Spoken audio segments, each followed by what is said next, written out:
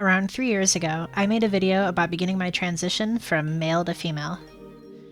I've intended to make this video since probably at least the 6 months directly after the last one, but as you can tell, I've waited a bit longer. Since then, a lot has changed in my life, mostly for the positive. I've been on HRT, moved several times, and frankly, the very microphone you're hearing me through right now has actually been rotting in a bin till about 10 minutes ago. So with that energy, let's get into it. So the first thing I think you might notice, if you've watched the last vid, linked below, is my voice is a little different.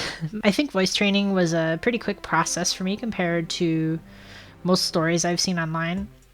It took a while for me to become more comfortable with it for my vocal muscles, but the voice you hear now is more or less how I've sounded since a month or two into voice training, depending on how tired I am.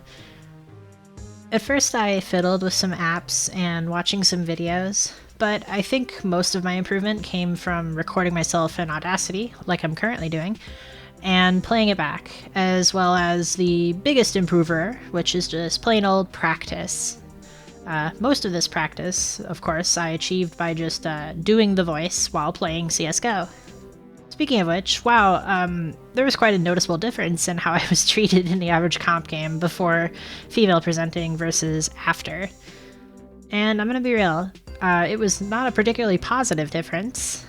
It does seem like the CS community, and probably just online gaming in general, has gotten a little bit less awful in the past few years, which is nice, but I definitely fairly often still encounter people hearing my voice for exactly 0.1 seconds and spewing whatever misogynistic or transphobic garbage comes to their mind.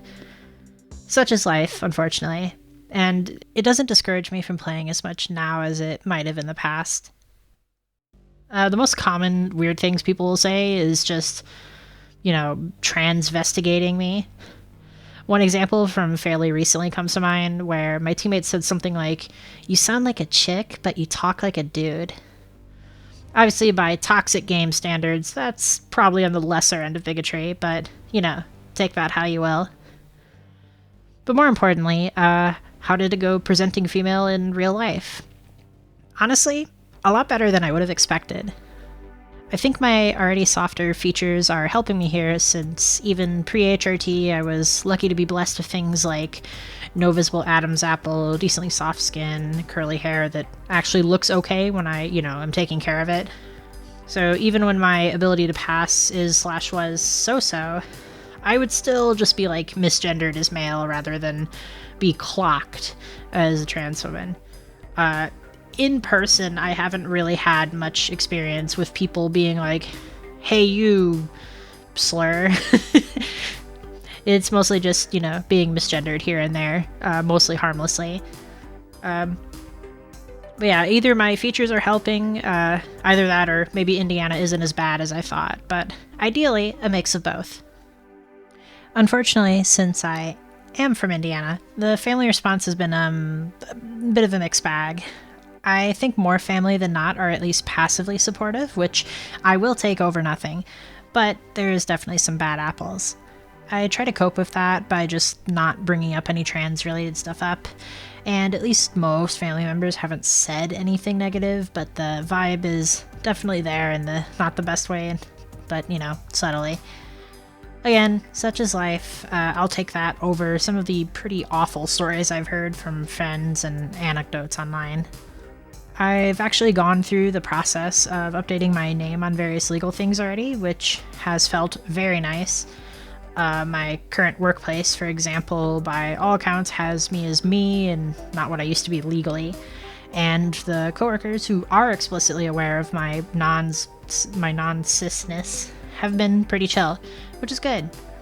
I seem to pass enough to at least not raise questions, especially over voice calls, which helps.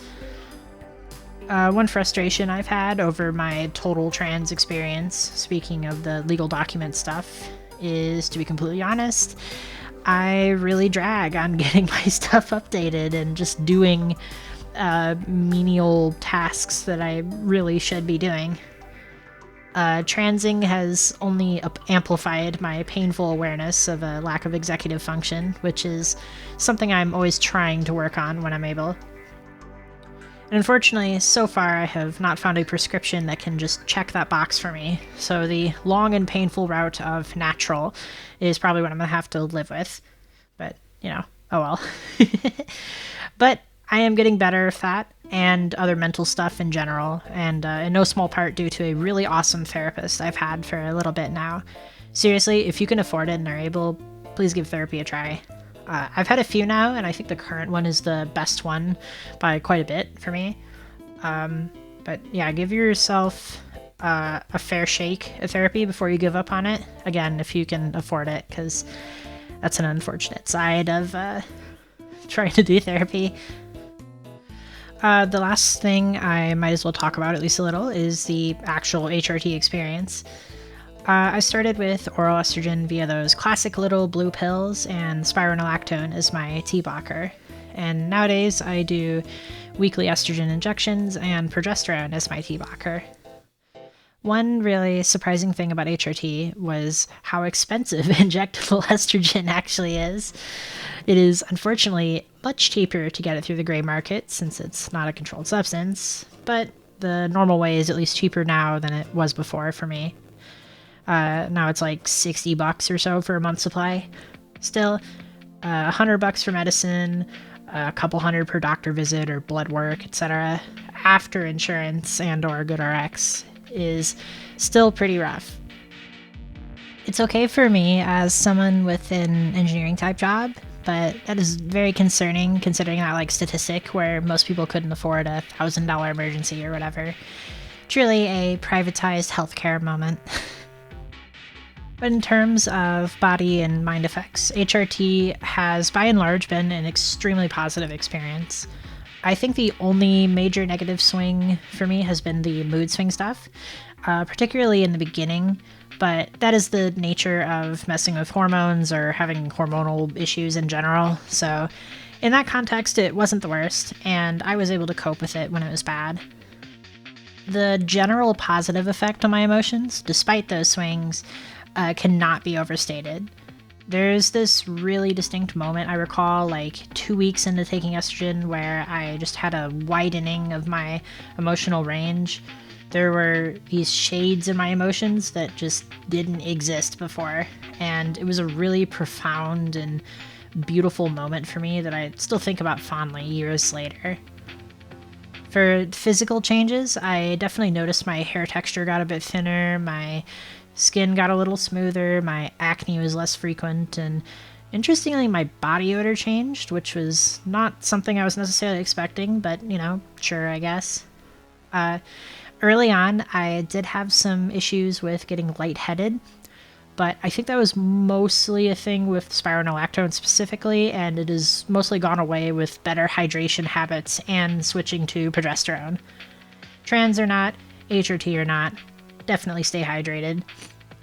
I feel like my face hasn't changed super much, but since it was already kind of soft looking before, I guess that's fine. Growing out my hair has definitely helped with my gender presentation, especially since, frankly, I dress pretty similarly, even though there was a bit there where I was kind of trying a bit harder to dress more femininely. But, we'll see how that changes in the future.